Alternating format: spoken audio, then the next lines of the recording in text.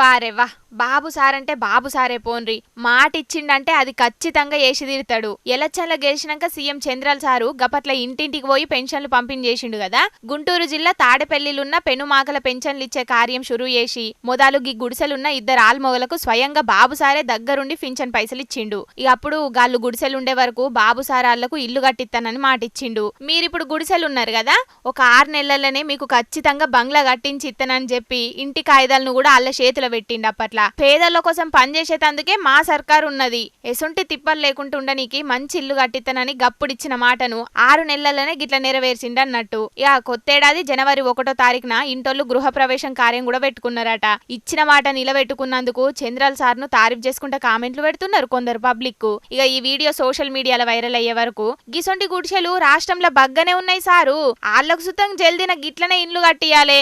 అట్లనే రాష్ట్ర ప్రజలకు ఇచ్చిన సూపర్ 6 హామీని కూడా జల్దిన అమలు చేసి ఇచ్చిన మాట నిలబెట్టుకోనరని అనవట్టిండ్రు గీ ముచ్చటెరకైన పతిపచ్చ పొల్లు.